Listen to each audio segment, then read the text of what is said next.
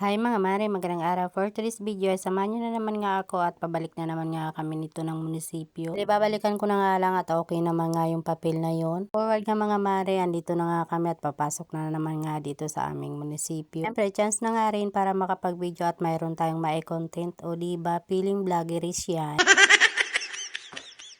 Siyempre, hindi na nga tayo nakapag-video sa loob mga mare. Forward nga, pababa na nga ulit kami at sumunod nga pala itong mag-ama ko dito. Bibihira ko nga lang isama itong bunso ko at dahil walang pasok sila kaya ayan kasama nga namin siya. Maaga pa naman nga yung mga oras na yan mga mare pero sobrang init na nga kapag nasa labas. Siyempre, ang bilis nga ng transition mga mare. Andito na nga ako sa bahay pagkatapos ko nga pagka-uwi. Ayan, kinuha ko na nga itong mga nilaban ko nung nakaraang araw. Dito nga ako nagsasampay sa munting kubo namin. Ayan, pinagtatanggal ko na nga dito sa hanger at maiuwi nga at itutupi ko naman ito. O diba, unlimited nga yung gawaing bahay natin kahit saan. Charis!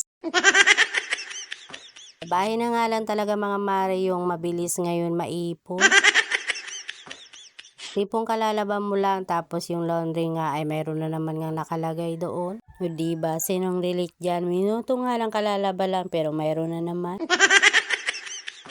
Pero ganun talaga, wala lang tayong magagawa, Cheri. So ayan, syempre, bibilisan na nga natin baka maboring na kayo sa kakapanood sa akin.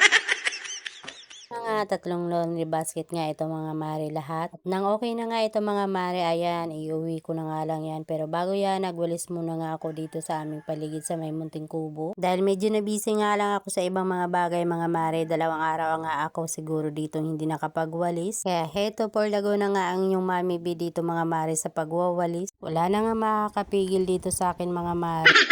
Ayan, sobrang dami nga yan mga maring walisin ng mga dahon na nalalaglag dito. Yun naman na nasabi ko na nga sa mga unang vlog ko na maraming nga punong kahoy dito nakapalipot sa amin. Ayos nga lang yan mga mare, pwedeng walisin na naman nga yung mga dahon. Nakaprotect nga din yung mga punong kahoy mga mare, lalo na nga ngayon na summer na naman at tag-init. At least dito sa amin ay medyo okay pa nga yung panahon. Syempre tsaga-tsaga nga lang tayo dito sa pagwawalis mga mare. Medyo hindi nga natapos itong mga walisin ko dito mga mare sa likod dahil nga yung anak kong bunso ay nagyaya na nga umuwi sa bahay. Babalikan ko na nga lang yung mga walisin ko mga mare at sasamahan ko muna na nga itong bunso ko. Ito nga sa may harap nga ng aming gripo mga mare na di bomba ay mayroon nga ang puno nga ng arateris at napakaganda nga tingnan. Hanggang hapon nga itong mga mare, itong bunso ko ay naglakad-lakad nga kami dito sa labasan. Pagkaganda nga ang pagmasdan at yung Mayon Volcano nga ay natatakpan nga ng ulap. At eto naman nga mga mare, katanghali ang tapat nga paghatid nga ng aking asawa doon sa aming panganay sa school ay pag-uwi nga ay may dalang ganitong pasalubong sa amin. Kaya ayan, talagang tuwan-tuwa naman yung dalawang bata. Cherise!